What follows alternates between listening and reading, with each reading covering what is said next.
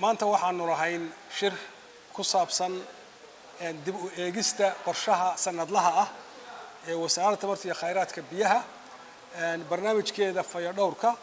biyaha fayadhowrka iyo nadaafadda shirka waxaa ka soo qayb galay hay'ado kala duwan oo isugu jira wasaaradaha hawsha ay khusayso sida wasaaradda tamarta iyo khayraadka biyaha ee federaalka wasaaradda caafimaadka ee federaalka wasaaradda waxbarashada ee federaalka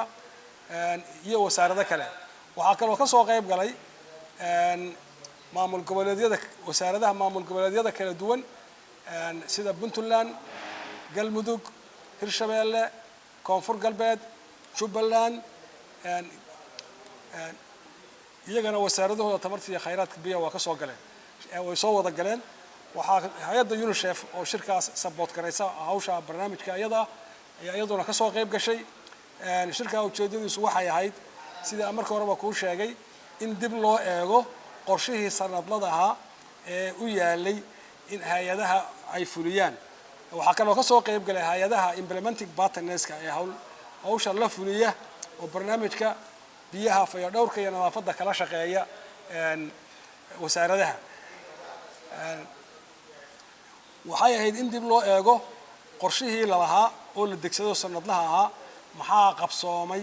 maxaa qabsoomi waayay maxaa caqabado oo jiray caqabada jirtay maxay ahayd wixii qabsoomay oo la soo bandhigay iyo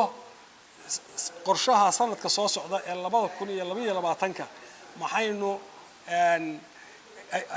maxaynu sidee baynu ugu diyaar garoobaynaa u diyaar garowga qorshaha soo socda ee sanadka 2022 in loo diyaar garoobo waxa la wixii taliya tusaale meesha ka soo baxay oo la arko in lagu daro qorshahaasi loogu daro wasaaraddu siyaasadeedu waxa weeye in laga guuro qorshihii ahaa muxuu ahaay hooyo ha dhimanin oo ahaa emergency waxyaalaha loo yaqaano ku meel gaarka loo guuro wax la yiraahdo sector wide approach kaasoo micnihiisu ay tahay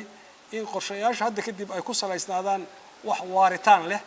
oo mujtamaca Soomaaliyeed u hareeya oo aan noqonin wax de muxuu ahaay fara ku samaysa oo baahida markaa taagan kaliya laga gudbo baahida markaa taagan waa loo baahan yahay naftigeeda laakiin waxa la rabaa in wax waaritaan oo shaqeeyo dadka anfaca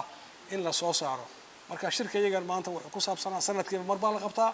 waxa dib loo eegaa qorshahaas aanu la leenahay hay'adda UNICEF aanu la wadaagno oo hay'adaha WASH ka shaqeeyo dhan ama barnaamijka biyaha fayadhowrka iyo nadaafadda ay ka shaqeeyaan oo dhan ay la wadeegaan kaas oo lagu xisaabtamayo la ogaado la rabo in la ogaado war maxay naga khaldamay maxay noo saxmay xagee baynu u soconnaa maxaynu bedelaa maxaynu qorshaha soo socda ku daraa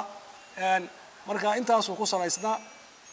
si fiican baana runtii muxuu ahaay looga dooday si fiican baa looga dooday si fiican baana muxuu ahaay aan rajaynaa in qodobo wanaagsan oo midho dhala oo lagu daro qorshaha sanadka cusub ee soo socda 2022 in ay ka soo baxaan kaasoo salkiisuna noqon doono ay noqdaan in lagu sareeyo waxyaalaha waaritaanka ah oo mujtamacan u hareeya oo aanu ka gudubno waxyaalahan ah emergency-ka iyo xaalad degdeg ah waxa ku salaysan marka shirka iyaga arintaas ku saabsanaa insha Allah ta'ala waxaanu rajaynaynaa in wax midho dhala oo ummadda u noqdo mustaqbalka wuxuu tara inay ka soo baxaan waana ku salaamayaa. Assalamu alaykum wa rahmatullahi wa barakatuh.